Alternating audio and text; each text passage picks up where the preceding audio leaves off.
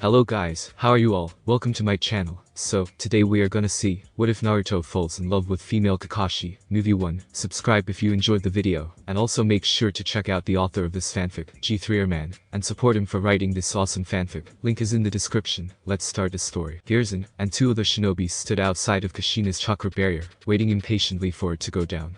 They wanted to stand by the Hokage and help defeat the tailed beast, but even the venerable Sandaime could not break through the barrier.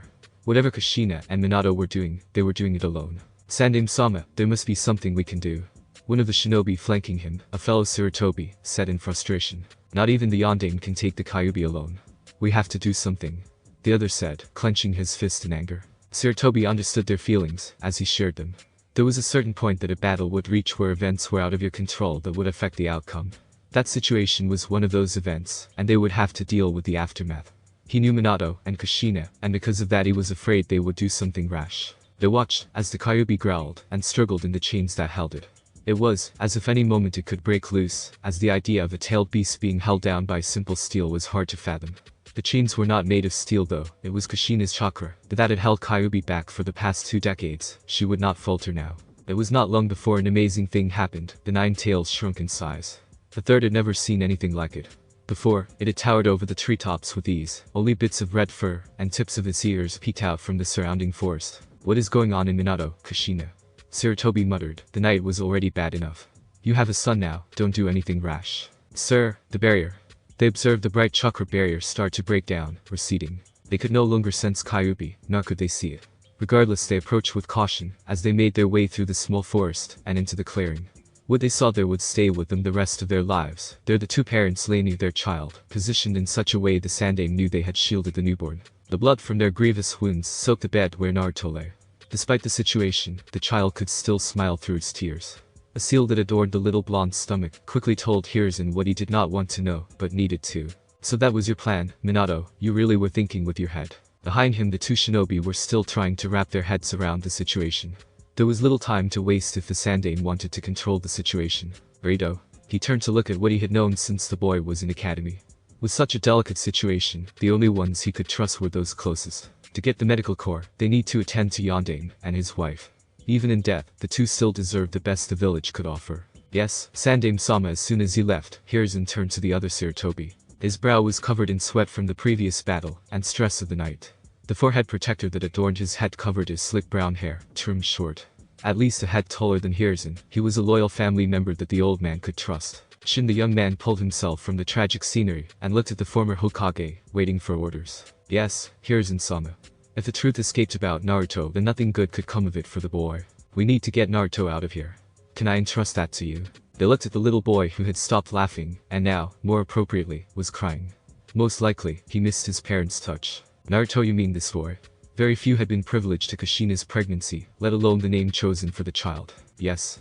With Kyuubi sealed inside of him, he is the new. Not only that, but Minato's enemies might take this opportunity to harm him. We need to keep him safe, and his identity secret. Shin said nothing, but nodded.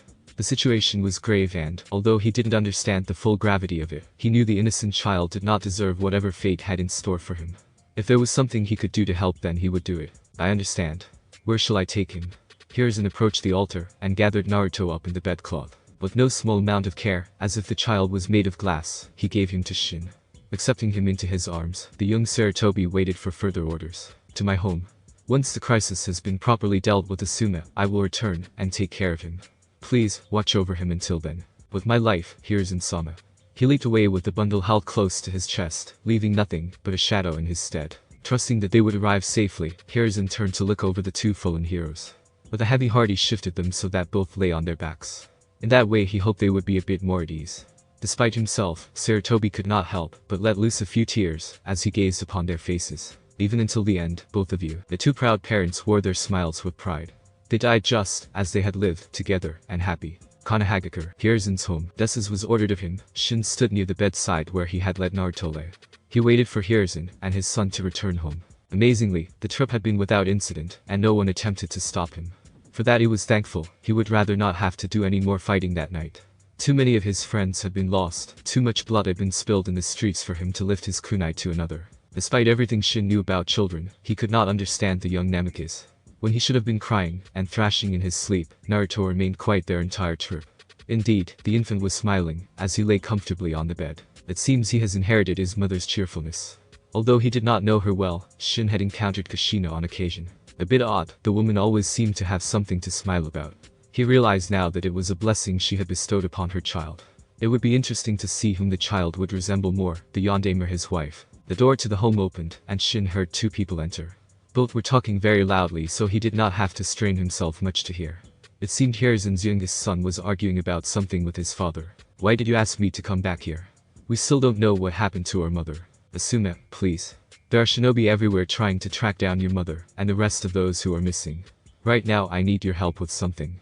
The exasperated elder was clearly having trouble keeping his son under control, understandably. From what Shin understood, she was one of the closest confidants during the pregnancy. The wacko must have fallen victim to whatever plot released the Nine Tails. It was a loss that would be hard for any of the Sarutobi to recuperate from, let alone her youngest son. What could possibly be more important than? The bedroom door opened, and the dark room was illuminated by the hallway light. Shin bowed in respect, as Hiruzen and Asuma entered, their eyes on the bright blonde baby. "Hiruzen-sama. Well done, Shin, thank you." With that, the guardian excused himself. Surely he had friends and family he needed to attend to. Asuma did not understand what was going on, and looked to his father for guidance. Who was this kid? He did not look like a Sarutobi with his bright blonde hair and whisker marks. "This is what I need your help with. What I am about to tell you cannot leave this room, do you understand?" His son nodded slowly, dumbfounded by the situation. "From now on, this child will be your younger brother. It will be up to you to teach him what it means to be a shinobi, and to watch out for him." Hiruzen knew he was asking a lot from Asuma. His wife, he was afraid, was surely deceased, and that kind of impact would hurt their family greatly. There was no doubt that their strength and loyalty would be tried, as they juggled rebuilding the village and caring for Naruto. There was one thing that the seasoned shinobi knew though, and that was that they could not allow Yandame's sacrifice to be in vain. If there was any other way, Hiruzen knew that Minato would not have sealed the Kyuubi inside of Naruto. Whatever plan he came up with, it was their duty to make sure it was carried out to the end. "Tusen, I know I said that having a little brother would be nice, but this is Yandame's kid, right? Shouldn't they be?" Hiruzen looked at his son, his face telling him why that sentence should not be finished. So that was the price Konoha had to pay in order to defeat the Nine Tails. This child was their legacy now. What kind of guy would he be if he refused? The older Sarutobi watched, as his son's face hardened into what he knew was determination. He placed his hand on Asuma's shoulder, and silently thanked him. "We will talk more about this in the morning. For now, I want you to stay with Naruto while I organize the search efforts." With his father gone, Asuma was unsure of what to do. Along with Naruto, his strength and earlier confidence was sapped. He knew next to nothing about babies, being the youngest of the Sarutobi. Holding back a sigh, the now older brother unzipped his flak vest, as he made his way to Naruto. Gently, he sat next to his sleeping form in an effort not to wake him. Unsure of what to say, he just watched Naruto's little chest go up and down in tune to his breathing. "Hey little guy," he scratched his head, trying to alleviate the awkwardness. "Guess I'm your big brother now. Not sure exactly what I have to do, but I promise I'll do my best." Naruto stirred, and Asuma was unsure of what to do. When he did not cry, Asuma figured that maybe his voice was keeping him calm. True or not, it was incentive enough for him to continue. "Maybe this is not the best time to introduce myself, but I'm Asuma Sarutobi. Nice to meet you, Tauro." As a joke, he held out his hand above Naruto, for him to shake. It worked, as Naruto let loose a high-pitched giggle, breaking the tense atmosphere. The Chunin was thrown for a loop when Naruto reached up with his little hand and gripped one of his fingers, completing the shake. Always one to adapt to the situation, Asuma smiled and finished the shake by gently holding Naruto's hand in his own. "You and I will get along just fine, I think." A few weeks later, Hiruzen's home. "No, Kurenai, wait up. Now is not the time for secrets, Asuma." The young Chunin raced to the front door of the Sarutobi residence. Hiruzen was taken aback, as Kurenai, one of Asuma's closest female friends, came bursting through the door with an out-of-breath Asuma not far behind. "Sorry Tusen," the teen tried to catch his breath. But she was too fast. Kurenai was not known for her rebellious nature, at least to those who weren't her father, and she quickly bowed to the Hokage. She was not prone to such outbursts of energy, as she generally preferred a calm, methodical approach to problems. But Asuma had been too frustrated and tight-lipped about whatever was happening at home, having to skip their lunches early, shopping for little kid clothes. Her intuition told her something was off. "My apologies, Hokage-sama, but I would like to ask you a question."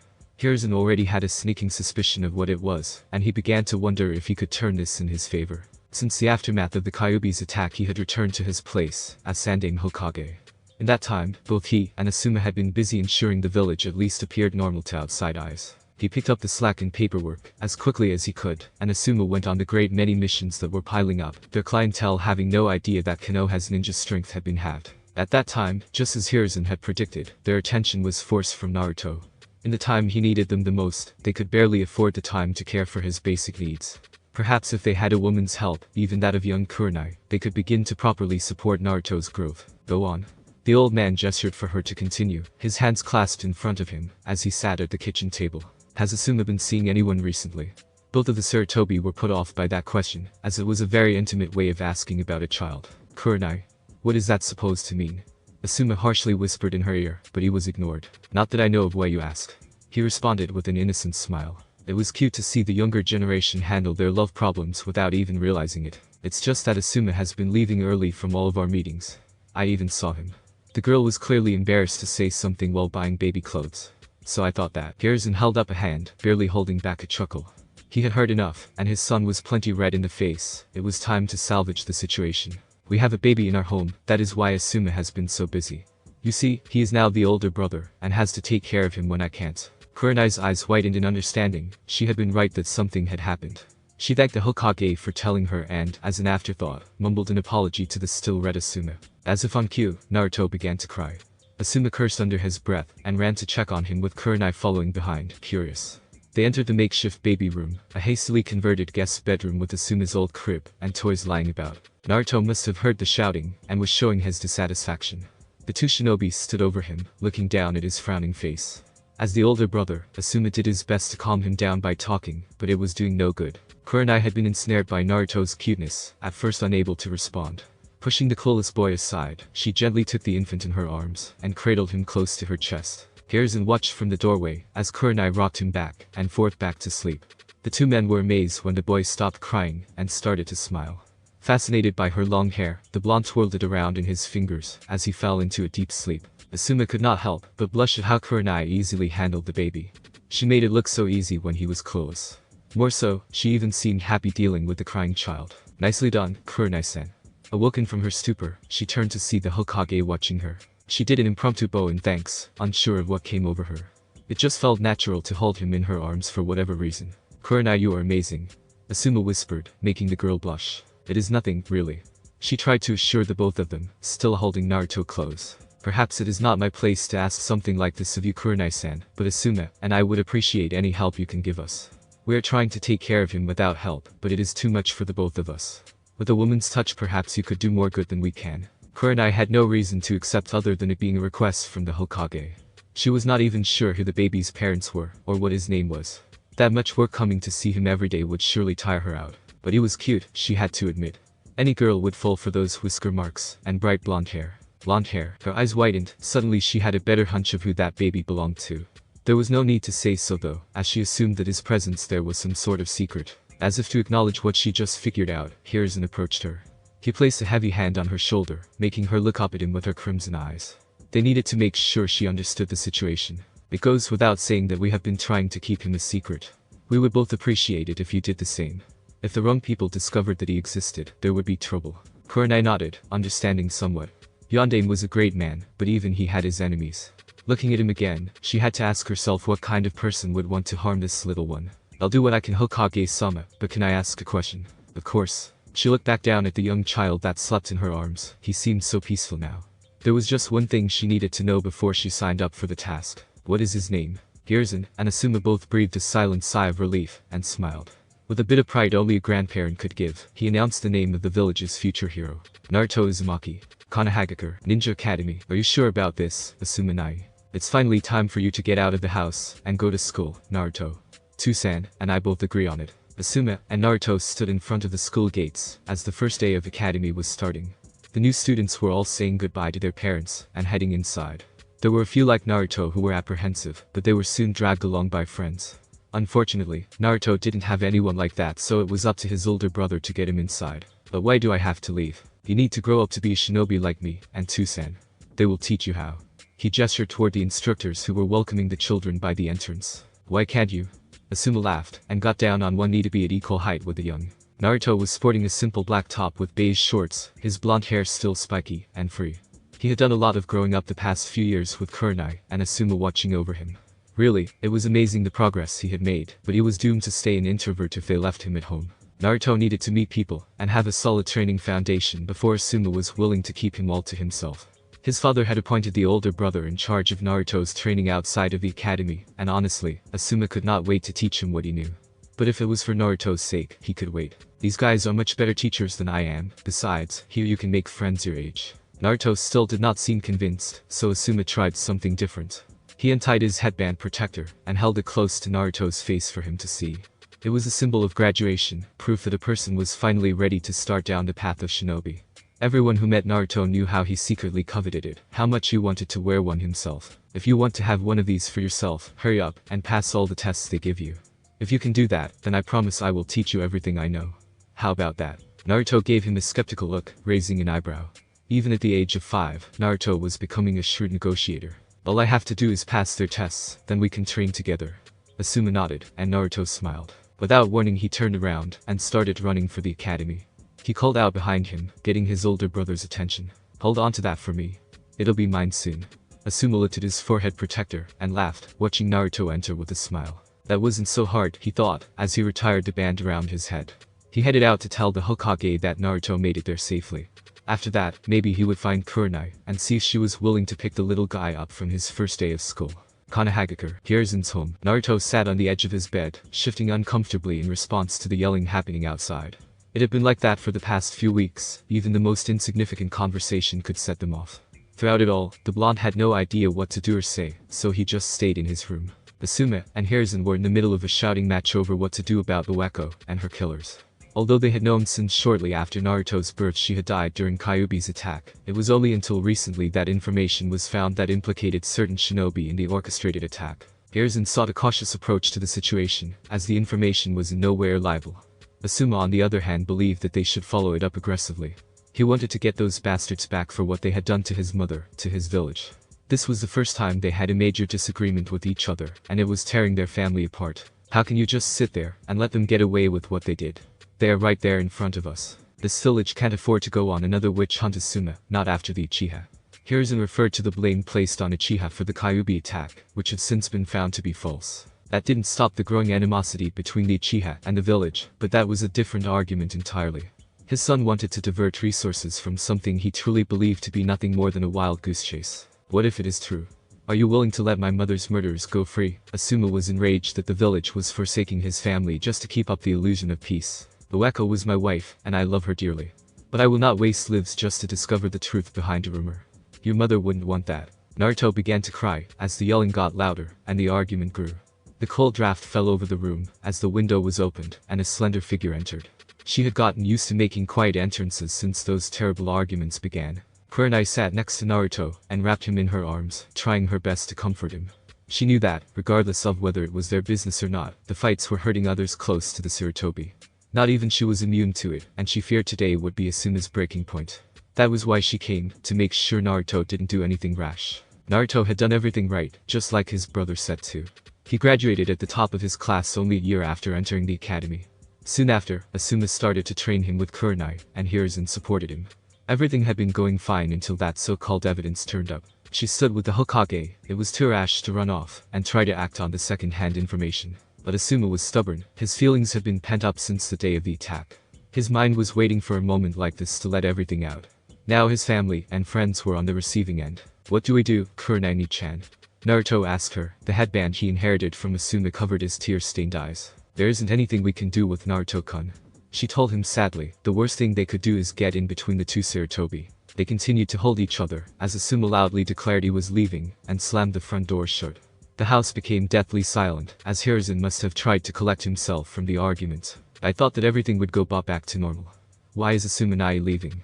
Naruto rocked himself, crying into Kurenai's bosom. They were supposed to train today. Then they were going to go out to lunch with Kurenai and Enko. That night the Sarutobis were going to see their new nephew and grandson, Konohamaru. Why did it have to turn out like that? Kurenai was at a loss for words, still trying to come to grips with the situation herself. As tears came to her eyes, she could only hold on to Naruto tighter. Their relationship had grown incredibly close the past few years since he became a genin. Naruto was like a younger brother to her, and that was why she could not stand to see him cry. I'm sorry Naruto-kun, I don't know Naruto-kun either. It hurt her to be at such a loss for words, but even she couldn't fathom why Asuma was willing to leave everything behind just for some vendetta. Konohagakure, North Gate, Naruto, and Kurenai waited with bated breath as a lone figure walked down the road. Just a few days ago they received word that Asuma was returning home from his journey. Both made sure they had time to prepare for his arrival, both by putting it into their busy schedules, and by thinking of what to say. Here he comes, Kurenai said with a little bit of annoyance, like a mother waiting to greet a son who stayed out late. He looks like a mess, Naruto said matter-of-factly. As the man got closer it was clear he had not received a proper haircut or shave in a while. Not only that, but he looked out of place without his flak vest and headband. It was at that point that both of them would use the term bum to describe Asuma, although they would never admit it. Lucky for him, the village had been thriving even with his absence. Naruto and Kurenai both had been doing well by using each other as support. With Hiruzen's encouragement, Naruto even got to go on a few missions with Kurenai to keep his skills sharp. Due to Naruto's sensitive position, he was left out of a genin squad.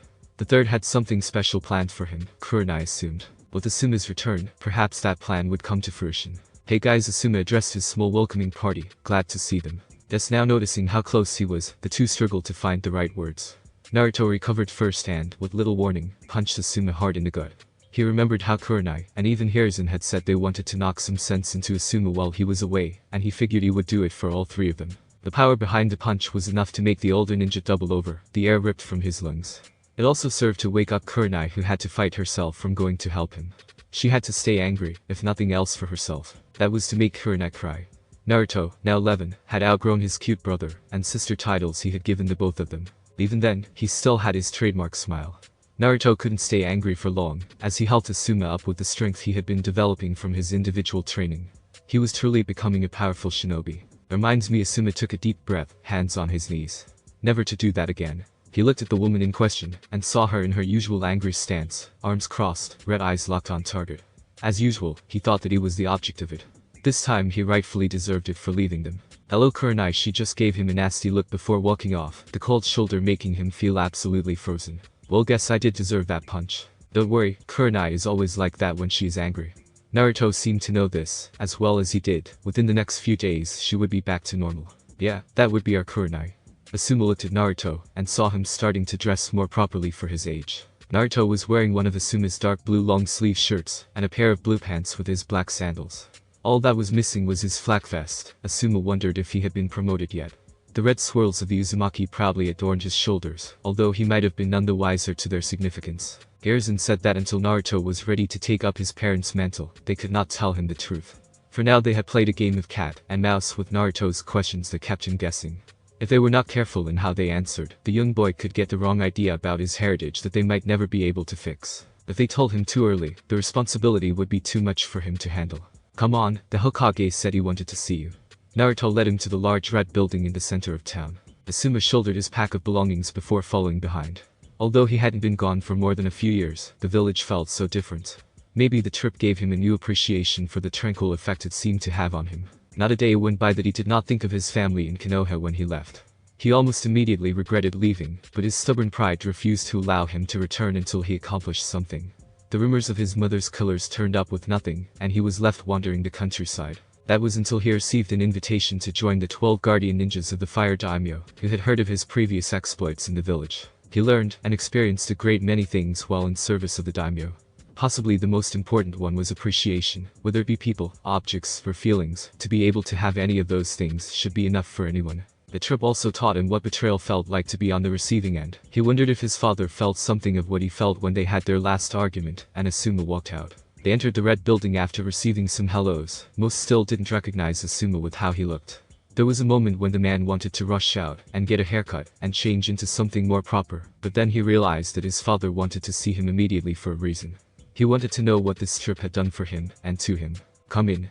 Naruto had already knocked on the door to Hiruzen's office, giving Asuma little time to prepare. They entered quickly to find the elder Sarutobi hard at work with paperwork, as usual. There was little rest for the Hokage even in peacetime. Even with his son returning from absence for the past 3 years, the Hokage would not afford himself a break. Naruto-kun, I see your mission was successful. Naruto bowed to the Hokage, and then moved out of the way to present Asuma. Yes, I picked him up just like you asked. That was a mission. Sneaky little. Just when he thought his little brother was nice enough to make time for him, Asuma watched, as the blonde received his payment for the completed mission. Perfect, now I can treat Kurenai tonight. Hiruzen smiled, glad to see Naruto was not letting himself stray even when Asuma returned. They all needed to show Asuma that the world continued to revolve, with or without him. Just when Naruto was about to dismiss himself, Hiruzen stopped him. "Wait a minute, Naruto, what I have to say to Asuma affects you, as well." Suddenly his good mood soured, as Naruto took his place next to his older brother.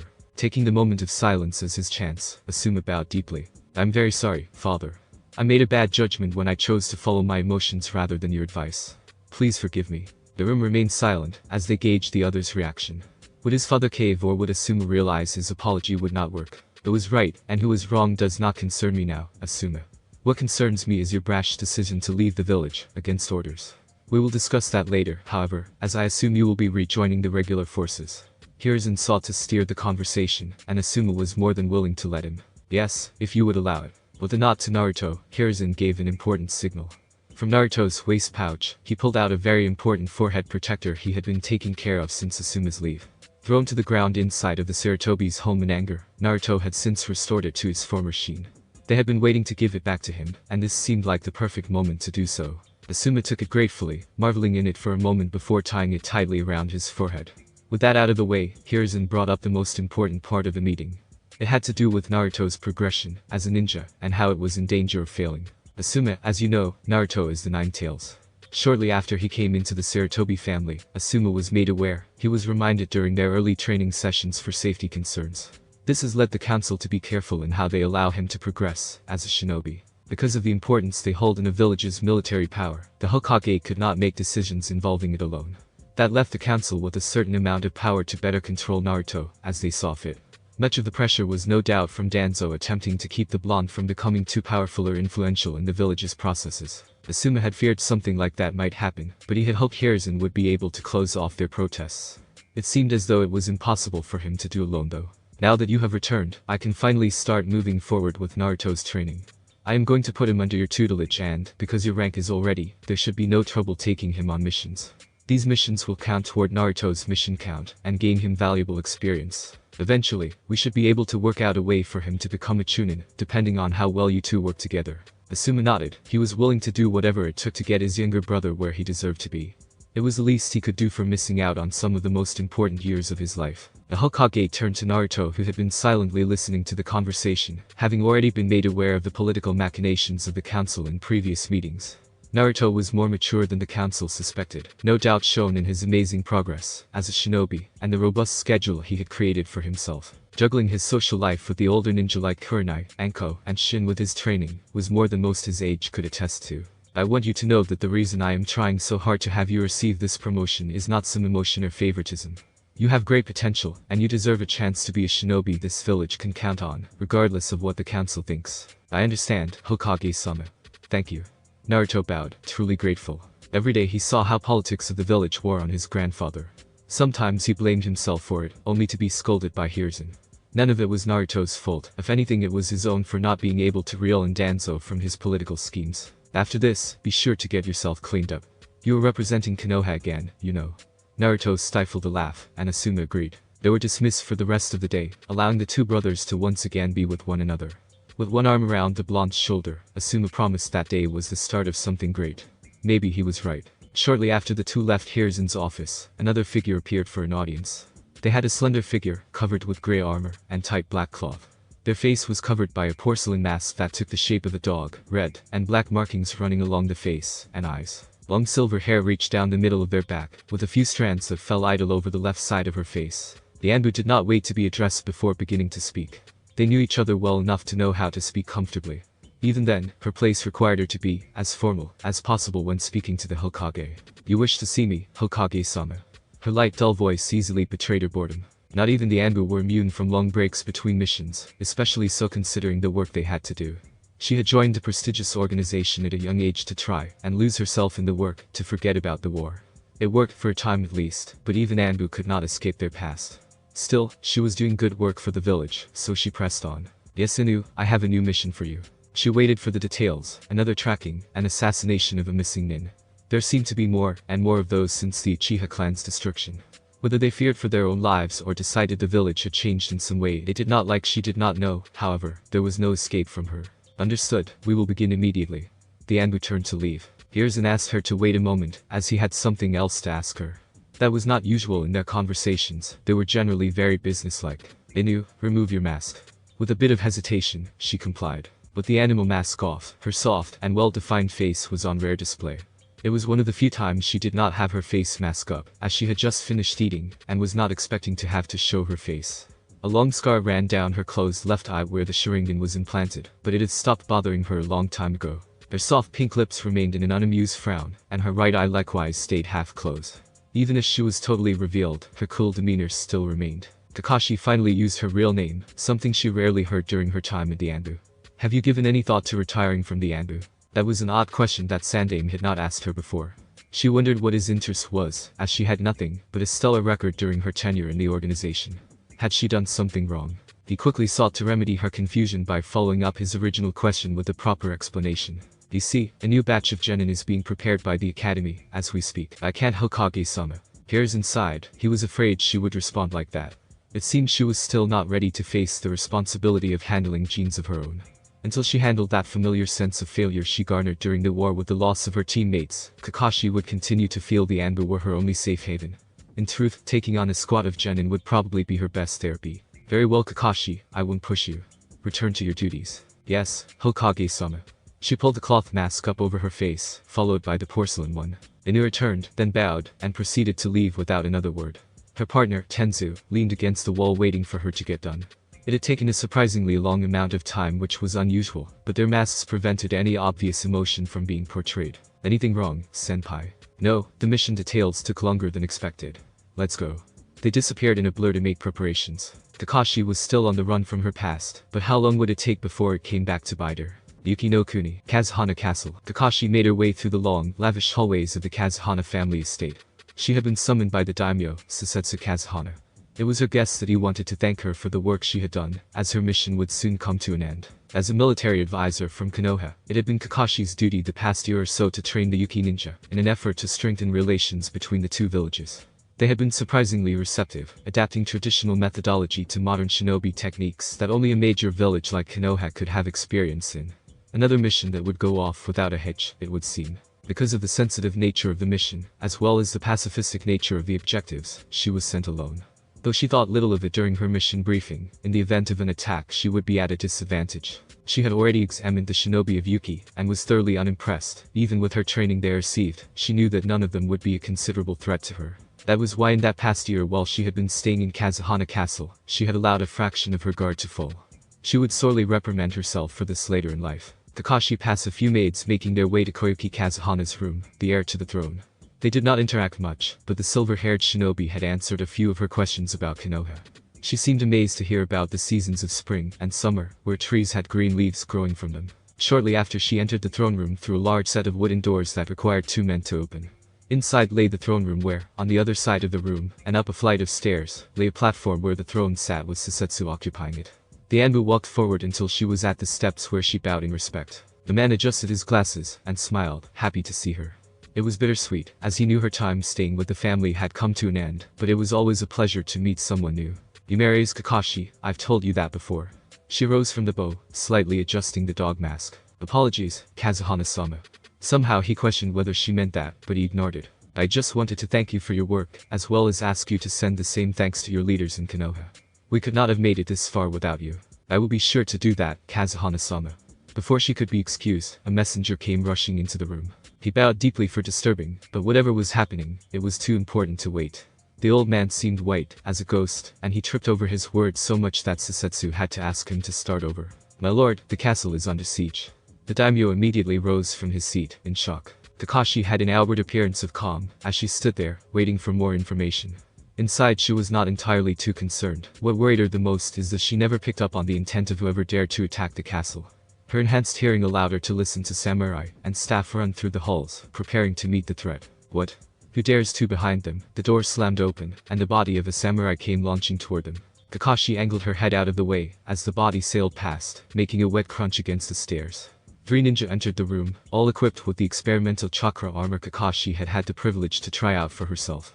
Unfortunately, it looked a lot more sophisticated since the last time she saw it. Their leader was one she recognized, a prominent Yuki ninja by the name of Naruto. His long, lavender hair was tied into a ponytail, and his pupil-less steel eyes stared at her with a hungry tint. She had avoided his pitiful advances since the beginning, and she assumed his frustration would be enough to give up. Apparently not. Susetsu Kazuhana and the infamous Kakashi Haddock, just the two people I wanted to see, he said in an arrogant tone, as if he already had control of the situation. Susetsu knew the shinobi, and already had a sneaking suspicion of where his loyalties lied. His concern was elsewhere, for his daughter. "Kakashi, please get my daughter out of the castle," the daimyo pleaded, as Kakashi got into a fighting stance, knees bent, and hand on her tanto sword. "I will handle these intruders, Kazuhana-sama. Please escape while I do." Underneath her mask, Kakashi released the Sharingan. The two shinobi on Natter's flanks, a woman with pink hair and a large man with dark pupils, launched forward in an attempt to kill the daimyo. Kakashi launched forward in a blur, faster than any of them could see. Her image reappeared behind both of them in midair, her sword had already swung. Both the enemy shinobi saw cuts over their chest and fell to the ground, clutching themselves in pain. Natter revealed his own kunai and met Kakashi in close combat. Inches from each other, as their blades met and sparred, the disgusting man mocked her by sniffing her hair. "Ah, what a wonderful scent you have, Kakashi." She overpowered his defense, and prepared to slice through his armor, but an attack on her flank forced her to turn. Vizor had launched his metal armature, hitting her right in the face. It sent her flying back, and into the stone wall, punishment for letting her guard down. Her dog mask shattered, revealing her red Sharingan eye tracking the three enemy shinobi, her mind already working on a counter. "The cornered animal is the most dangerous, be careful," Rauga said, as they approached to finish her off. The Kakashi in the wall exploded in a cloud of smoke, revealing it to be a trick. A series of smoke bombs dropped onto the ground from the ceiling, preventing them from seeing. In quick succession, Kakashi used pinpoint Taijutsu strikes to bypass the chakra armor of Natter's comrades, and knock them unconscious. Before she could reach Natter, the fire spread to their part of the building, and more Yuki shinobi appeared. Kakashi knew there were too many even for her to handle easily. She leaped over Nature's head, launching her leg back down, where she slammed the back of her foot against his head. While he was dazed, she landed, and sliced her way through the ninja guarding the entrance. Remembering Koyuki, she ran in the direction of her room. On her way she passed many bodies of servants she had learned the names of over the past year. She hoped Susetsu was able to escape, but, as the blood and fire followed her, that hope shrunk. With the sound of enemy ninja close behind, Kakashi slammed through the door that led to the princess's room. She stood there, alone in front of a vanity mirror. As Kakashi went to grab her, the man-made fire spread to the door, and started to envelop the room, frightening the poor girl who saw the reflection in the mirror. The shouts behind Kakashi grew louder, as she whisked the girl into her arms, the sword on her back preventing a piggyback. "Hang on tight, and close your eyes." Kakashi shifted her onto one arm, and reached into her waist pouch for shuriken. "There they are, get them." Nature's voice came from the door, but it was too late. Kakashi dashed forward toward a large window, throwing a few shuriken to weaken the glass. With a less than graceful crash through the makeshift exit, the two girls were outside, and running for their lives across the castle rooftop. Fire was everywhere, forcing the Anbu to watch her step. Screams and sounds of battle echoed all around, but she pressed on with her precious cargo. Once they escaped the compound, Kakashi used the shadows to avoid the Yuki patrols. They were catching any who tried to escape, generally executing them on the spot. With a bit of work she was able to find a dog sled often used for travel in the region, and place Koyuki onto the back. She held up a gloved finger to her masked lips, signifying the girl to stay quiet. Not waiting for a response, Kakashi covered her the best she could with a beige tarp generally used to hold down cargo. As soon as she got the dogs awake and up, she began to use the reins to control them. "Boy, he's over there." Kakashi looked over her shoulder, and realized that even with the blizzard overtaking the mountain palace, the Yuki shinobi were able to see their shadows. There was no time to eliminate them, she had to escape now. "Let's go," Kakashi shouted to the dogs, and that got them moving with a harsh jerking of their collars, shooting off for a nearby mountain pass. Behind them, the trailing Yuki shinobi became small shadows in a larger orange haze. Kazuhana Castle was burning to the ground. As much as Kakashi wanted to say someone had escaped alive other than them, she doubted it. Koyuki could no longer wait, and looked up from her hiding place after realizing they were moving. She looked up, and saw her once beautiful home now on fire, her father still inside. The situation was too dire for Kakashi to gather her coat, so she was forced to keep her upper body moving for warmth. When she looked behind to check their progress, she noticed Koyuki sobbing. "What are you doing?" "Cover yourself," Kakashi said harshly, as the girl again let the tarp fall over her, albeit slowly. She must be experiencing shock, poor girl. Kakashi bit back her emotions. She had to remain calm if she wanted to escape the country safely. Konoha would not be happy to hear about the failure of her mission. Kakashi realized that she still could not protect anyone with her own hands. Kanahagakure, Hokage's office. "Congratulations on another completed mission, you two." Asuma and Naruto informally bowed for Hiruzen's compliment. "All in the day's work," they said nonchalantly, scratching his growing facial hair. The 14-year-old next to him just nodded. The mission had not been as difficult as the commissioner made it out to be, just a few bandits to get rid of on his property. Asuma had been nice enough to let Naruto do most of the work. It was a nice exercise for his muscles. Naruto was still a genin, but Hiruzen said that with the next group of genin approaching, they offered a special opportunity. Neither of the duo were sure what he meant by special opportunity, but it was more than he had heard in the past 3 years in the way of news toward his promotion. It was not that Naruto was seeking prestige or glory, he honestly was bored, and felt like he could be doing a lot more for the village, like Asuma or Kurenai. He could only leave when there was an available to go out on a mission with, and they had to be the Hokage trusted. That left him with Asuma, Kurenai, and occasionally Shin Sarutobi. Although he had completed hundreds of missions since he became a genin, very few of them were more than simple chores. I will see you two later tonight, you are dismissed. The Sarutobi exited the room, allowing for the next appointment to enter. In this case, a dog faced by Anbu knelt in front of the table. She waited to be addressed, as Hiruzen pondered the unexpected arrival. Inu, I wasn't expecting you. Yes, Hokage-sama. I have something I want to discuss with you. Kakashi seemed uncomfortable about something, so he gestured for her to continue. I have given serious consideration to your offer of rejoining the regular forces. With help, I have come to realize that I am doing an injustice by not becoming an instructor for the future genin. Sarutobi was surprised to hear Kakashi humble herself before him. Since joining the Anbu, she had always kept up a cool, emotionless exterior, in an attempt to hide her true feelings. It seemed something finally happened to change her mind. He could not say he was displeased with this announcement, however, as he knew she would make a great teacher. If that is what you want, Kakashi, you may rejoin immediately. Come to me tomorrow for your first assignment. I have genin from the remedial class that is about to graduate that could use your overview. Hiruzen sought the right term for Kakashi's test. He knew she would find the best way to handle it. Very well, Hokage-sama. She hesitantly grabbed and removed her porcelain mask, returning it to the Hokage. In his place, she retired her headband over her left eye. Relatively unobstructed, her long silver bangs fell lazily to her left side, partially covering the protector. Thank you. She bowed, and then disappeared in a blur. Hiruzen waited a moment, and then nodded to himself. He made the right decision after all. The answer he wanted was in her change of tone. Kakashi was already changing back to her old self, emotions she forced herself to hide resurfacing with the mask being taken away. Konohagakure, training grounds. Naruto slammed his fist into the training dummy, shattering its frail straw form. That was the fourth one he had destroyed, and he had only started to sweat. The night training was something he had begun recently in addition to the rest. It mainly served as a stress reliever. Regardless of how supportive his family was, being stuck as a genin for 7 years was frustrating. He knew he had to be patient, that his situation was delicate, but it still bothered him. How much longer would he have to wait until he could finally show his potential? Naruto stood there for a moment, collecting himself. He still wore a similar uniform to when he was younger, the standard Konoha outfit sans the vest. Since then he had added a pair of fingerless gloves that he felt comfortable in while training. Right when he was going to call it a night and return home, there was a flash of red in a nearby training ground that caught his attention. Was someone using Katen? He was decidedly curious, and went in search of the person using the adjacent grounds. Fire release had always interested him since Hiruzen told him stories of the Sarutobi and their impressive use of the elements. Thinking he could learn a thing or two, Naruto didn't think of much else other than observing them in action. When he arrived, it was a bit hard to make out the person, but he realized it was a woman relatively quickly because of her slender figure. With the moonlight aiding him, Naruto watched her stand on the water and do a few simple taijutsu stances to stretch. She wore the standard Konohagakure uniform, but her shirt and pants clung tightly to her figure, rather than the normal loose attire.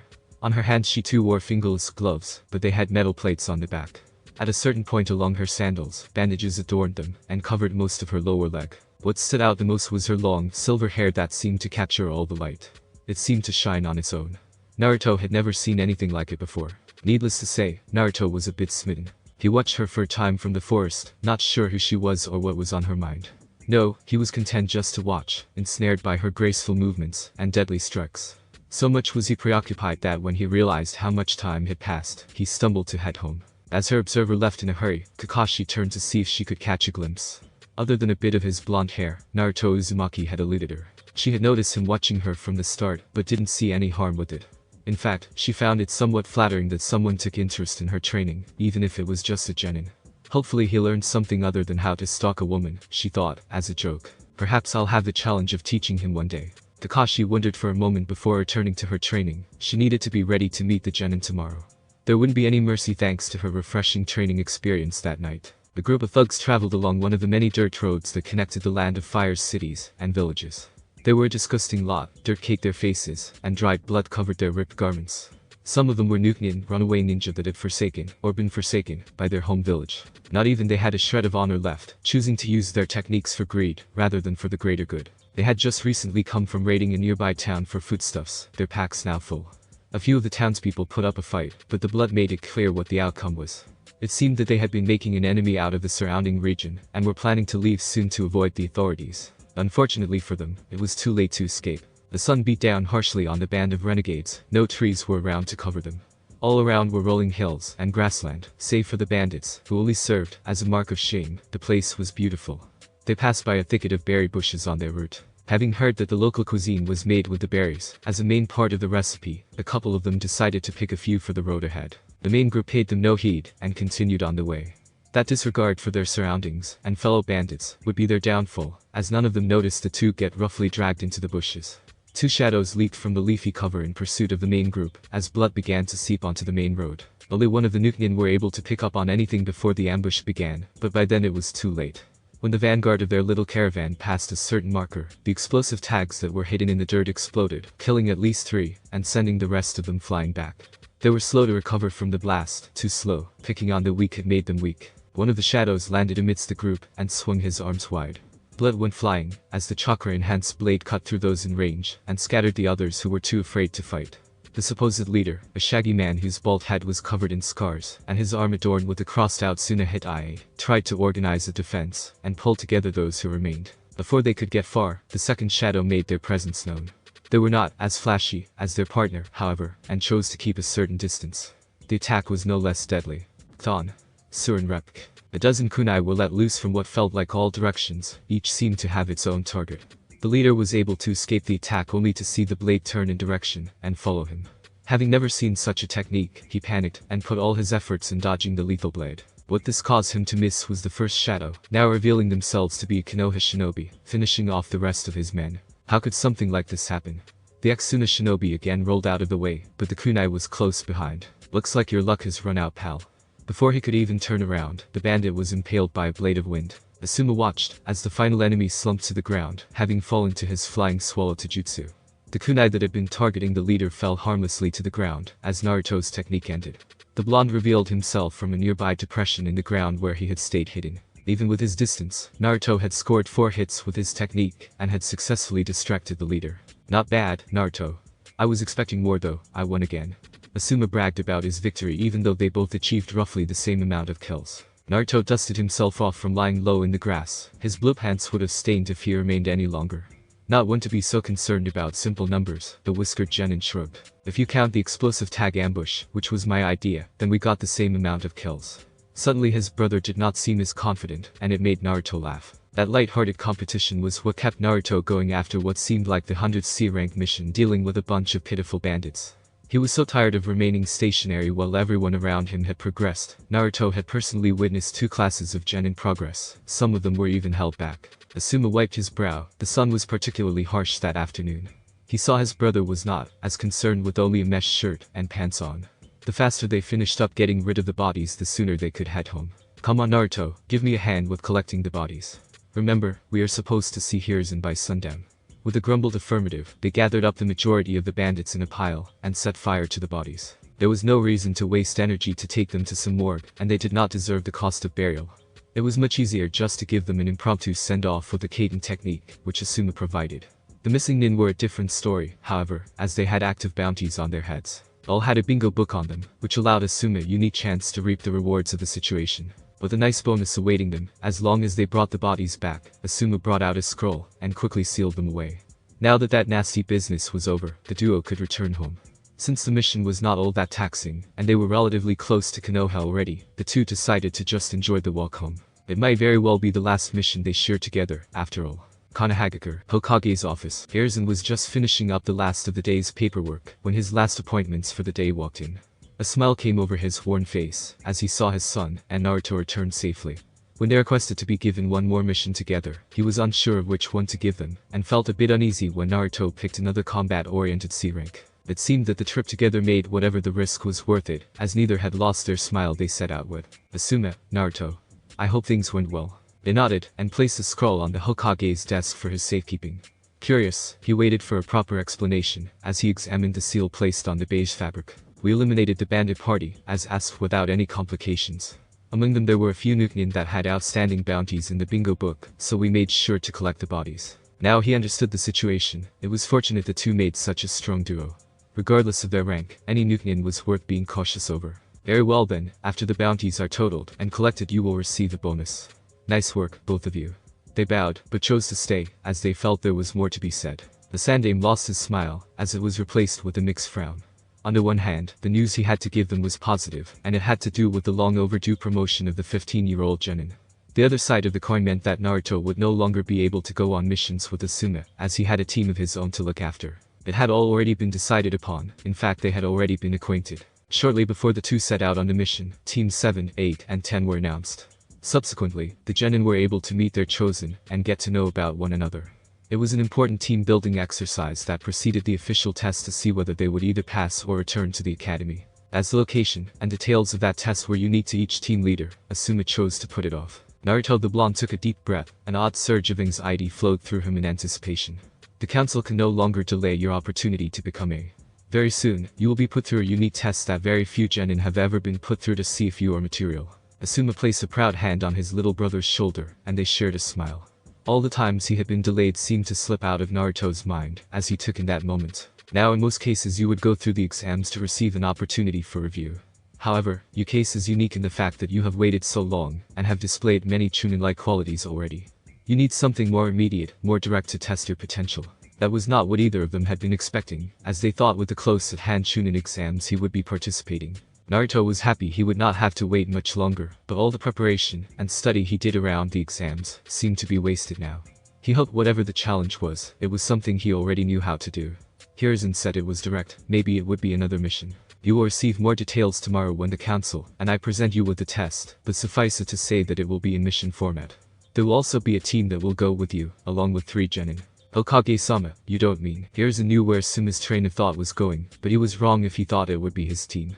No, for something so delicate as this situation he needed a finer touch. No Suma, I don't mean your team 10. That gave the younger man a short pause before another name came to mind, but it too was wrong. Kurenai. No Suma. That left only one clear option, and to be honest, Asuma was not that surprised. The fact alone he chose her meant how important this must have been. Kakashi.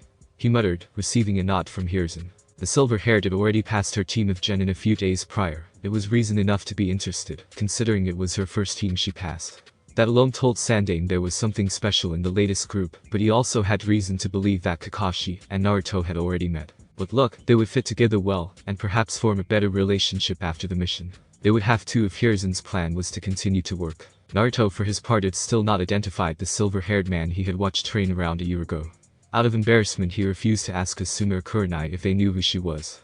Having to explain how he came to meet Kakashi would have been awkward enough. That was why he was unable to see the significance in her name, although it was enough for him to know that he would not be working with Asuma or Kurenai on the mission. So, when should I report to the mission center? Naruto asked, hoping to move the conversation along. Noon. The council and I should be ready by then, and your team should also be there.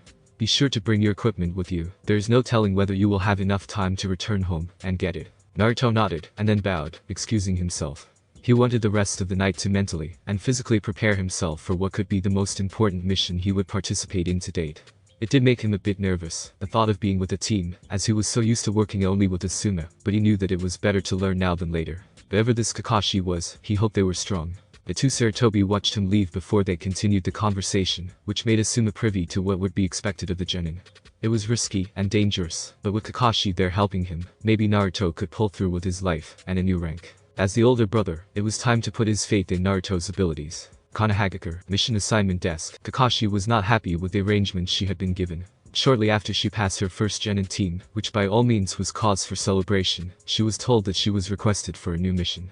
Unable to refuse a request from the Hokage, she was put in charge of this so-called aptitude test the council had devised for some special genin. Not only that, but she would not be made privy to the mission's details until the genin arrived, who was already running later than she was. Hiruzen waited at his seat in the mission center with Kaharu and Homura at his flanks.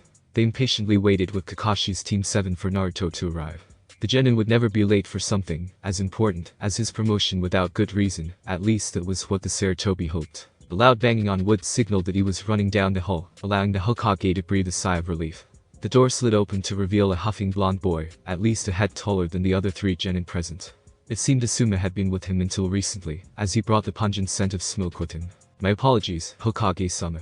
Asuma-sensei had an important message for me to relay that I had to attend to. Don't worry Naruto, now that you are here we will begin right away. Kakashi was still gaping in surprise that the genin she was to be testing was Naruto Uzumaki, the Nine Tails. She always knew he was a special case when it came to village politics, but the Hokage never made any inclination to her that he was planning something so bold. Although they had seen each other on occasion it was merely a passing glance, the two had yet to directly converse. She supposed that that would change today. Their team took in their fellow genin's appearance, and were shocked to see how big he was in comparison to them. Just as they would expect from an older shinobi, he was tall, and had a well-defined body they could see through his mesh t-shirt and open black jacket.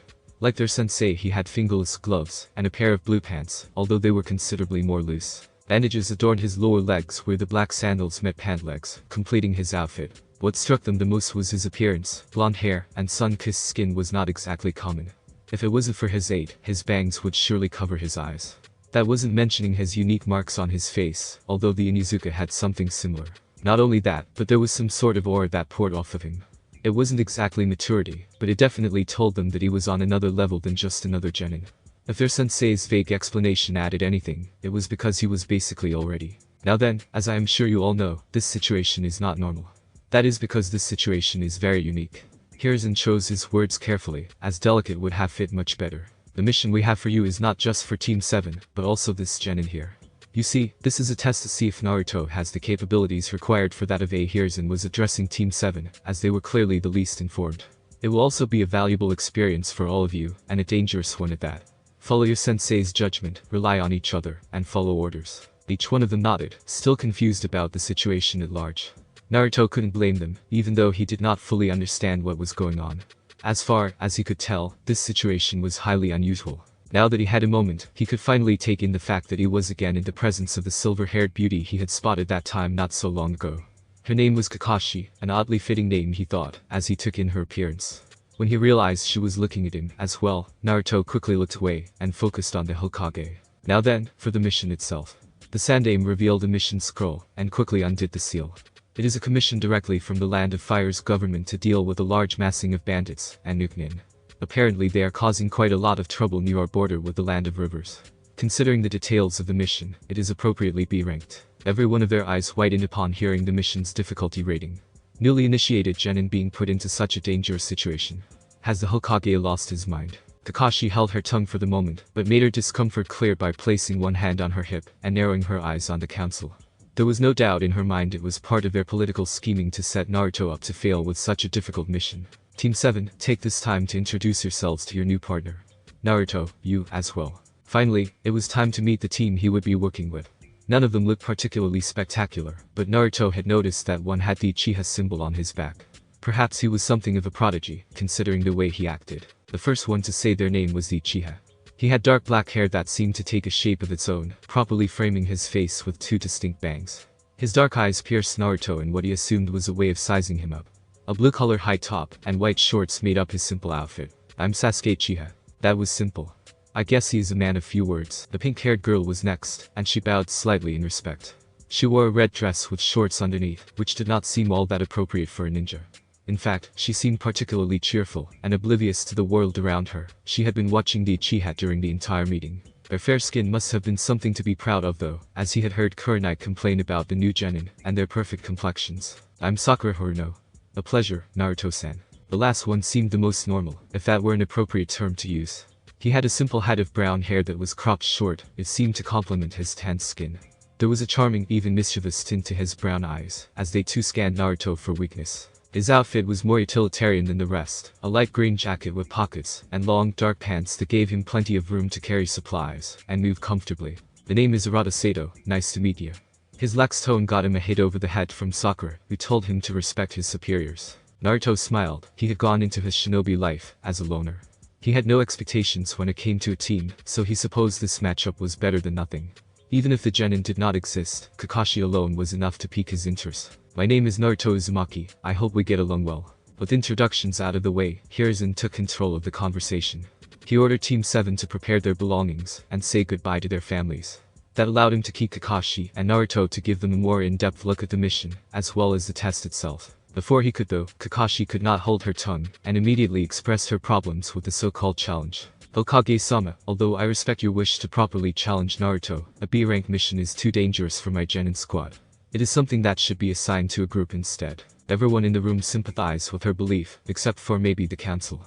Blame it on their experience in the war, but even genin were exposed to tough situations, and were able to come out alive. I know what you mean, Kakashi, but neither I nor the council intend for your squad to be the main participants. It is up to Naruto, with your guidance and support, to prove himself capable by completing this mission. Besides, he hardened his face. Your genin will not survive as shinobi if they cannot handle the rigors of real combat. Perhaps this is too much and too soon, but better they be under your care than alone and without guidance. Hokage-sama Kakashi was surprised he was taking such a tough stance. It was not like him. I'm sorry, Kakashi, but our minds have been made up on the details of this mission for some time now. Please complete it to the best of your ability. Without waiting for an answer, he turned to Naruto. Your objectives for this mission are as follows. Investigate the bandit operations and impede their activities in whatever way you see fit. Assassinate key figures and sabotage their operation in such a way they cannot recover. Finally, discover the core route which has caused such a large amount of bandits to gather in this area. Understood. Naruto nodded. It was much more elaborate than his past missions. The challenge was somewhat exciting. As for the test, Kakashi will be, in addition to actively participating in the mission with you, grading you on not only your abilities, but your tactical mind, and how you react to certain situations. At any time she has the right to fail you, and pull you from the mission, in which you will return to Konoha without any chance of promotion. This is to ensure that, should you somehow become a danger to the well-being of her and her team, she has the ability to send you back. That made Naruto a bit nervous, but he was confident that he would still succeed. His training, and the missions he undertook before that point, were all leading up to this final encounter. Understood, Hokage-sama. Kakashi.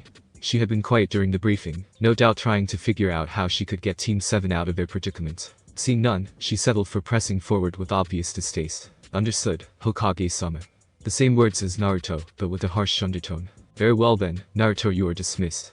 He bowed to the Hokage, and turned to Kakashi, waiting for orders. Meet at the west gate after making your preparations. We will leave as soon as possible. With that, Naruto left the four shinobi alone to discuss even more about the test that went far beyond just a simple B rank. The council had more than just Naruto at stake in what they were trying to gain, after all. The outskirts of Konohagakure, Naruto leaped through the trees with Kakashi's Team 7, taking the lead. Since there was no civilian to attend to, the shinobi were free to move at full speed. It seemed that the faster they got there the better it would be, as they had yet to take a break. He would not have any problems keeping up, but there was some concern the others would not do so well. Sweat covered Sakura's brow, and Arata lagged behind. Was this their first time outside the village? Sakura, are you alright? Naruto made it so that he was close to her now, timing their jumps together. The poor girl looked at him, as if she would fall any minute. I am fine, Naruto-san, don't worry. Are you sure? I can ask Kakashi to slow down. She waved his concerns off. If Sasuke could handle it, then so could she. The blonde looked up ahead, and saw the great headway. He was sure they were far enough from the village they could slow down, if only a little bit. Before he could ask though, Kakashi stopped. The teen quickly regrouped with her on a large tree branch. She looked over them for a moment, and was disappointed to see that they were already exhausted. Not even Sasuke could hide the sweat and occasional pants. Naruto, on the other hand, displayed stamina that was expected of him without so much batting an eyelash at their speed. We have made it far enough from the village that we can move at a slower pace. If you get too tired, let the group know, and we will take a break. At sundown we will make camp, understood. They chorused an affirmative before setting out again, this time at a manageable pace. Kakashi made note of Naruto's concern for his team, as well as his observation of the surroundings. Every time she would glance back to check on the others, she would find his eyes wandering. Instead of daydreaming, he was checking their vulnerable spots, as well as any oddities in their route. Sticking to the treetops had advantages other than natural cover. It was hard to have an ambush in a place that looked consistently the same. Just one oddly shaped leaf was enough to tip off an observant shinobi. During their trip, Naruto took the time to observe his teammates, and try to discover their strengths and weaknesses. It was hard to do without seeing them in combat, but he was able to discern a few tidbits of information. After watching their mannerisms, as well as habits, Naruto had quickly decided the Uchiha was the only one that had any real combat potential. Though not to the same level as Naruto, he too kept an eye on his surroundings, and always had his guard up. Sakura and Arata displayed none of this, and seemed to be totally focused on the path ahead, their minds elsewhere. Naruto could surmise that her thoughts were on a particular boy in their party, but Arata was not as easy. Something about him made his skills and his personality hard to read, almost like a rogue. What Naruto didn't realize was that the genin was thinking about their mission and the blonde, whom he wanted to fight badly. There had yet to be a situation where he could truly show his skills, and a challenge like the older genin seemed worthy enough. Arata thought that because Naruto was still a genin, he was weak. He had no idea how wrong he was. As the sun lowered on their first of many days away from home, Kakashi brought them down into a forest clearing. There, she quickly gave orders to Sakura and Arata to find firewood, and for Sasuke to help Naruto set up the camp. In the meantime, she would keep watch. After setting up the bedrolls for the team, Naruto and Sasuke created a fire pit. As they waited for the other two to return, Naruto caught Kakashi sitting in one of the trees nearby. Rather than watching for enemies or wild animals, she was reading some kind of book. His eyes told him it was a Icha series, something he never thought he would find in her hands. I wonder what Kakashi sees in those kinds of adult novels. Sakura and Arata shortly returned with bundles of wood in their hands. With Sasuke's help they quickly lit a fire, as day turned to night. There was not much to say among one another, which made Naruto wonder if any of them were actually close friends from the academy. Kakashi remained in her treetop perch, leaving him alone with the young ones. So Naruto, how old are you? Arata suddenly asked, curious about their new teammate. Glad that someone broke the silence, Naruto sat with his legs crossed, as he told them a bit about himself. Since they had never met him before, he was able to keep their attention. They were amazed to learn he had been going on missions for many years now, and inevitably it led to them asking about his skills. Not sure it is my place to say. I am being considered for a rank though, that should tell you something. Arata and Sasuke weren't satisfied with that, they wanted more information. You have to have a specialty though. Something you are really good at. The brunette asked, his cocky smile belied his curiosity. I'm not really sure, I suppose it would be ninjutsu since I discovered my nature affinity. Still, I have had training with taijutsu too. You might call me a jack of all trades. His vague description kept them guessing, but it was enough to quiet them down. It was not long after that Kakashi reappeared in their midst, casting a sharp eye over her charges. She had been trying to come up with a proper plan with the information she had been given. The stakes of their mission were high, even without Naruto's promotion on the line. If she had to, she was willing to fail him just for the sake of the team returning safely.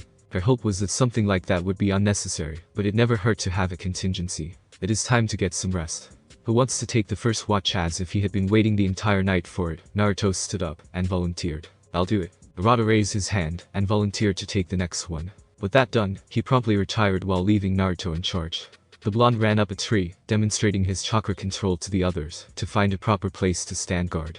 That left the three genin left around the fire with nothing to do, as none of them were particularly tired. Their conversation continued. It was too much for them to think of another subject. So what do you think about this mission, Sasuke? Arata asked his fellow, only to receive a grunt. Not what I was expecting, but I appreciate the challenge. Sakura looked at her crush, and frowned. He seemed to forget the point of them being there. Sasuke-kun, this is a test for Naruto-sen. I don't think we are supposed to do very much. She feigned sadness, but in reality she was glad to stay out of the fight. To think they would be going up against real opponents so soon after academy, it was more than a little scary. She could not believe that her two teammates were as calm as they were. Could they really handle a Nukenin on their own? From what the Hokage said, their mission would not be involving just simple bandits. The Uchiha looked at Sakura and glared. He was annoyed she was so content to sit back when it was finally a chance for them to shine. Why was he stuck with such a coward? Arata was not much better, but there was something about him that put Sasuke off. It was like he was hiding something, his real strength. Maybe this mission will be my opportunity to see what is so special about him. Arata was looking at Naruto, wondering what was so special about him that he got to be a candidate. Even if he was older and had more experience, he was still a genius like them. That told him that there was something holding the blonde back, whether it be skill or something else. That was why he wanted to fight Naruto, to learn more about him. I'm going to go talk to him. The boy said out loud before jumping up into the trees, leaving those two alone. Before Sakura even had a chance to revel in the moment, Sasuke rolled over in his bedroll and promptly fell asleep. Left alone, the pink-haired girl had no choice but to sleep as well. Before Arata even made it onto the same branch, Naruto was already watching him come up. He was clearly taking the watch more seriously than their sensei. What's the matter? Naruto asked plainly, not welcoming the interruption. I wanted to talk to you. You seemed uncomfortable during the team meeting, so I figured you volunteered to get away. What is the problem? Naruto was surprised Arata picked up on his discomfort. He was trying to hide it for the sake of the mission. At first he tried to play it off as nothing, to test the boy's observation. I like the quiet, and I wanted to show Kakashi that I was willing to be a part of the team. Nothing special. Arata made himself at home, squatting down on the branch. He shook his head, not believing this story. Arata's childhood gave him a knack for reading people, and he could see through the obvious lies. I think it's more than that. Even if you were nice to Sakura by asking if she was alright during the run, there was a lot of hesitation. You don't seem comfortable when you are a part of a team. So he saw through Naruto after all. If he could, there was no doubt Kakashi could as well. He was sure she would make a mental note to mark him off for that, he thought in annoyance. I was never on a genin team of my own, so I'm a bit uncomfortable in this new environment. I've been so used to working as a duo with Asuma-sensei that I feel like I am out of my element. Arata understood that feeling. New situations were always hard to adapt to at first. Funny you say that, I was the same way when we were assigned to Team 7. That got Naruto's attention. You see, Kakashi had to give us a test to see if we could stay, as genin or get sent back to the academy. It was a team-building exercise, but we didn't know that. We had to get a bell from her by lunch or else we would fail, so everyone decided to go off on their own. She picked us off easily. The genin remembered the test with a frown, clearly unhappy with his performance. After my first failure I caught on to the point of the test, and decided I would use those two to win. I was able to convince them that we needed to work together. It worked so well they did not even question my reasons. You see, I was going to take a bell for myself, and leave them to fend for themselves. That sounded a bit cruel when Naruto thought about it, but when he compared it to a real mission, it made a bit more sense. They distracted Kakashi while I made my move. The plan was going to go off without a hitch. I could easily grab one, and retreat before the bell rang. But Kakashi saw through my plan, and captured those two, forcing me to choose. It was then I realized that, as a team, you either succeed together or fail together. There were only 2 bells, and I knew that even if I won, in the end I would lose anyway. So I chose to try and save them, and that is how we won. Kakashi was not testing them on their combat ability, she was testing them on their ability to work together. More than that, she was putting their morals on display for her to judge. Arata almost failed, but because he saw through the test, he was able to make the right decision barring his own moral code. That might have caught Kakashi off guard, she probably expected him to take a bell anyway. That was a risky move, to change your objective in the middle of the fight. It was also impressive. Arata just shook his head to Naruto's praise. No, I wasn't that amazing. If anything the test just showed I was good at manipulating people to make up for my own shortcomings. But it did teach me something. The ultimate weapon is not an object, but other people. A good team can complete any mission, but it is only a good team if everyone understands what Kakashi was trying to teach. Maybe my explanation wasn't so good, but hopefully it helped. The serious atmosphere lifted, as Arata scratched the back of his head, embarrassed. Naruto smiled, it had helped him. Suddenly he felt a lot more comfortable being a part of this team. His appreciation for them increased when he realized how they were going to help him become one after all. Thanks, it did help. You better get some rest though, we won't actually be near the land of rivers for another day or so. That means, more running, great. Arata's discomfort during the run wasn't faking, he really did not have the stamina for it. With a playful salute the younger of them dropped back down to camp to return to his bedroll. He didn't notice the shadow that hugged Naruto's tree trunk.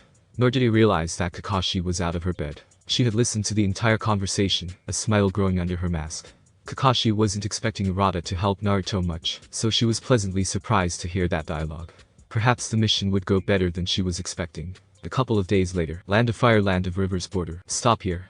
Kakashi ordered them down into a clearing just a bit off from the main road. They were fast approaching the location of the supposed bandit camp. The team had been moving at a fair pace the entire morning to arrive at where they were now, and she knew there would be a fight ahead. Besides, there was something she needed to go over with Naruto. Take a break, and prepare your weapons, we will begin the mission soon. The 3 genin scattered a bit to make their own preparations, while Kakashi waved the blonde over. He watched, as she reached behind her back to fish something out of her pack. Her arm returned with a scroll in hand, it was their mission orders from Konoha. Naruto had read that team leaders often entrusted them with their second-in-command before the mission started, in case they fell in battle. That gave him an unsettled stomach to think that Kakashi might die. He knew it was possible, but still, the possibility just seemed so low there was no point in contemplating it. Take this, Naruto. In case we are separated or something happens to me, follow the instructions inside. Naruto took it without arguing, storing it in his waist pouch. There's a village not too far from here. We will investigate, and see if we can find out where the bandits are. Kakashi didn't want to rush into anything, so she stuck with a cautious approach. The genin fell in behind her, as they continued forward through the trees. A bit of mist was covering the area, giving the start of their mission an eerie tone. Not long after leaving their rest spot, they came across a small village nestled into the surrounding forest.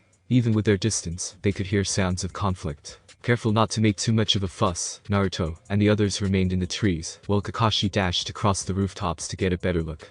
She quickly returned to them with news that a small group of bandits were in town causing trouble. With no time to spare, the 5 shinobi made their way to the market district where the altercation was taking place. Give us what you owe, old man.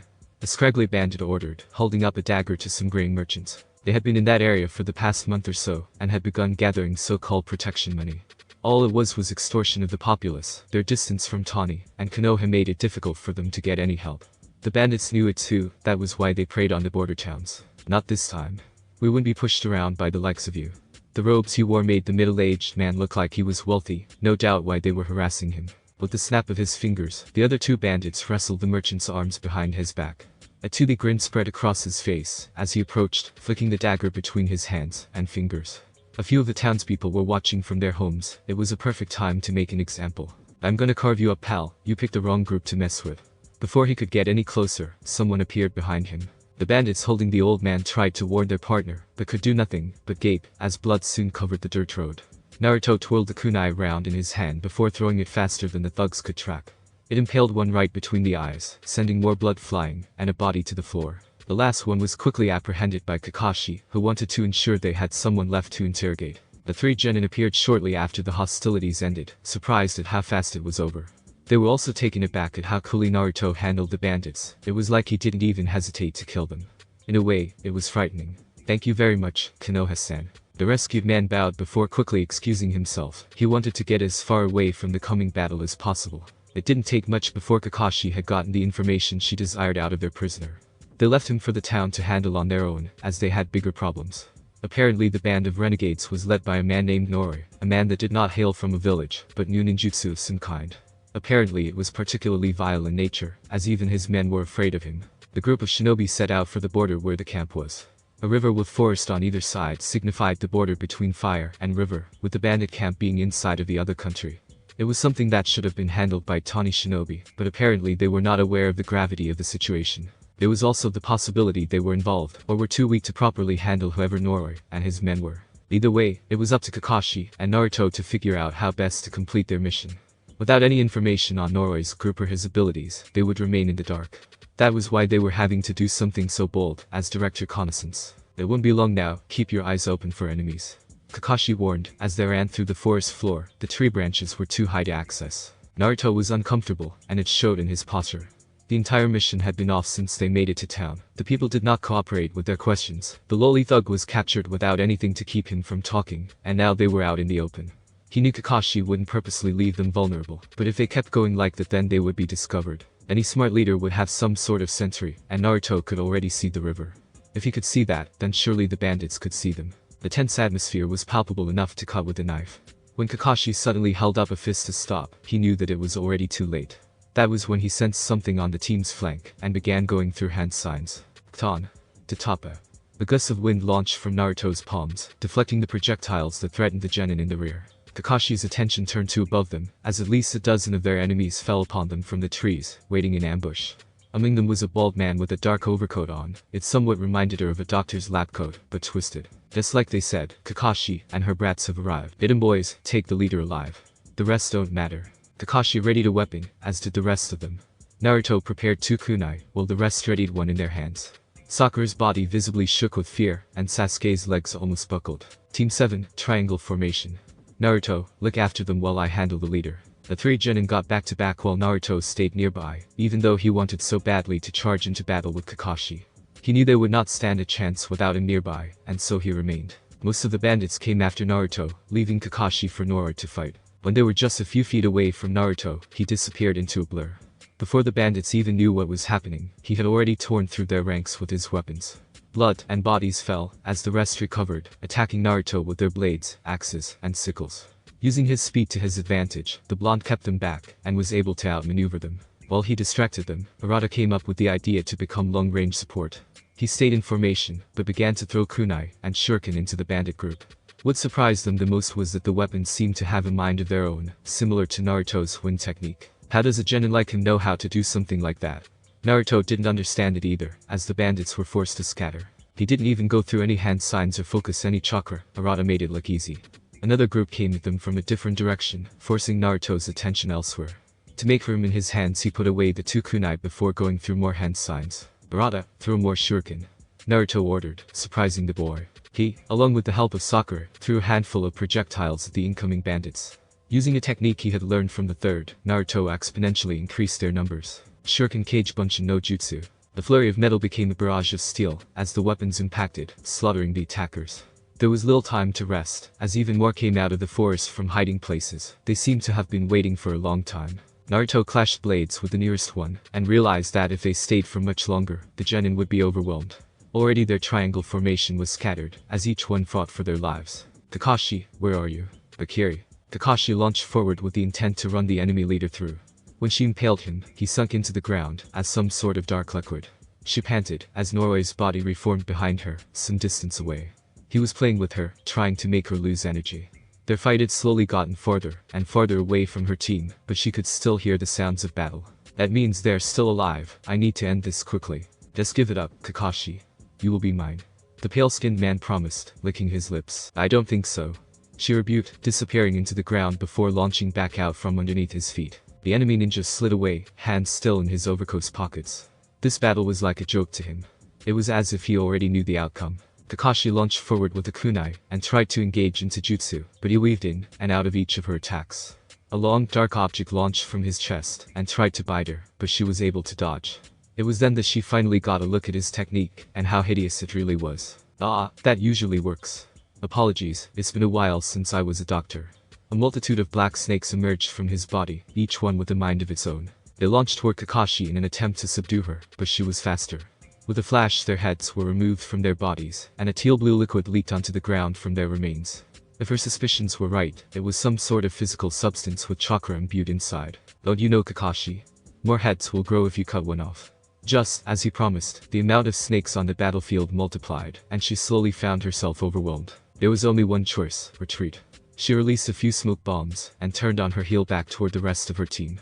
Her only hope was that Naruto and the others were still alive. Naruto smirked, all according to plan. Slowly he sank into the ground with his snakes, leaving only a puddle of dark residue behind. HHHH. Sakura screamed, as one of the bandits swung his blade, too fast and strong for her to block. He was elbowed in the face before his attack could connect. The power behind the attack sent him flying. Naruto's speed again saved her for what felt like the 100th time, but how long could he keep it up? Their genin leader was visibly exhausted, as he roamed the battlefield, saving each one of them before they could be killed. It had been over 10 minutes since Kakashi was out of sight, and they feared the worst. Naruto again ordered them into the triangle formation with a small lull in the fight. Even as the bodies kept piling up, the bandits kept coming.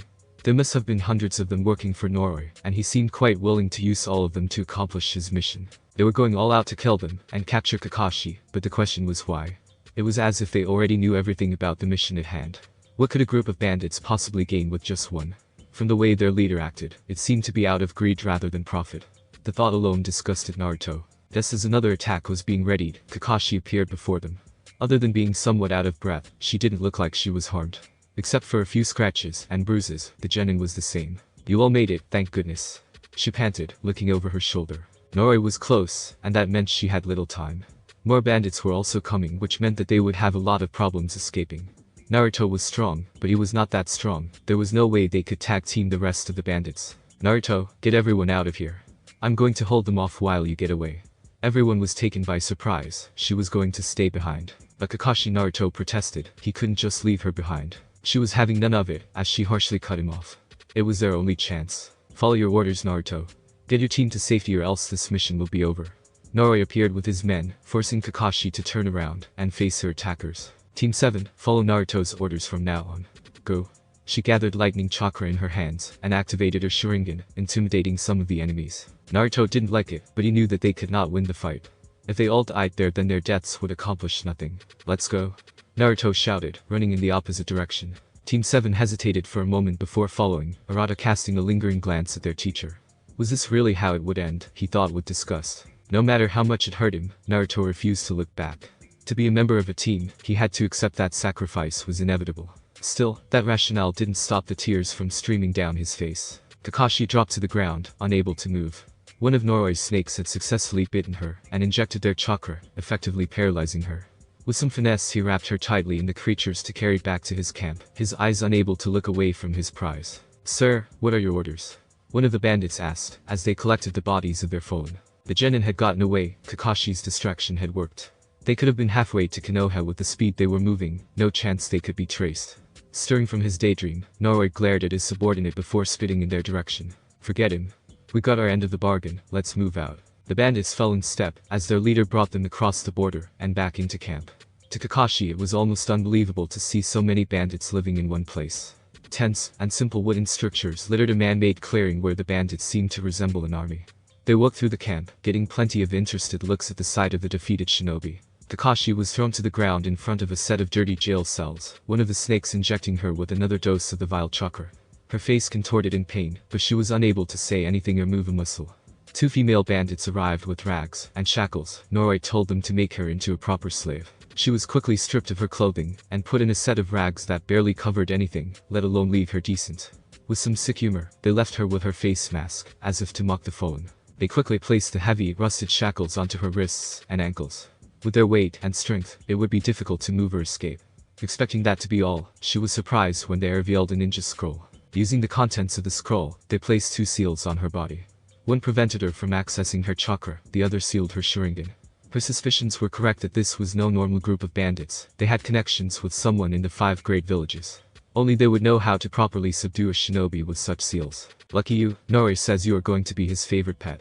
One of them mocked her, as they unlocked the cell door, the other close by in case Kakashi tried anything. Her voice had still not returned, so they didn't bother playing with her much. With a bit of force they pushed her into the muddy ground, leaving her to pick herself up.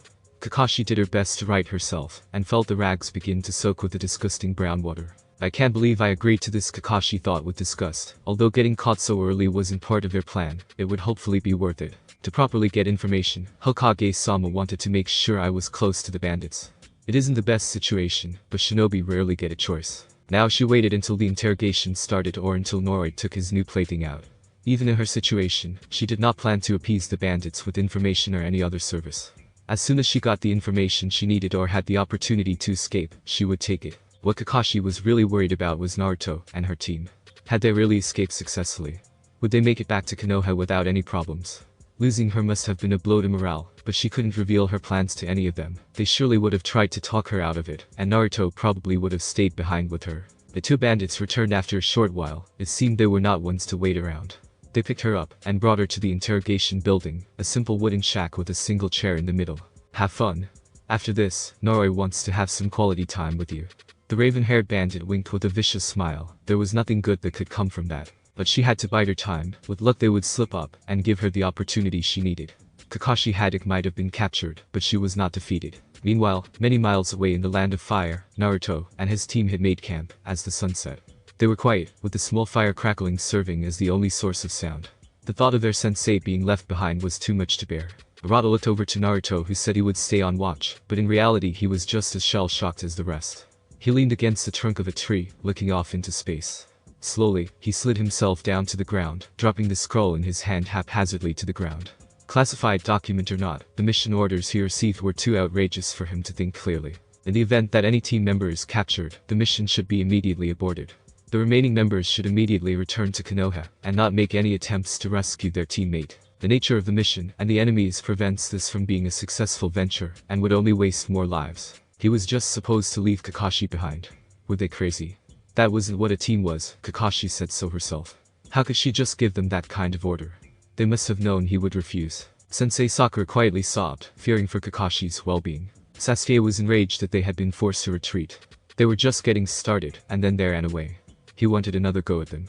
Judging from Arata's tense demeanor, he shared the same feelings. The two went over to Naruto to voice their opinion, leaving Sakura alone for a moment. There was no way Team 7 could take this lying down. The first real mission they all go on, and they lose their sensei without a fight.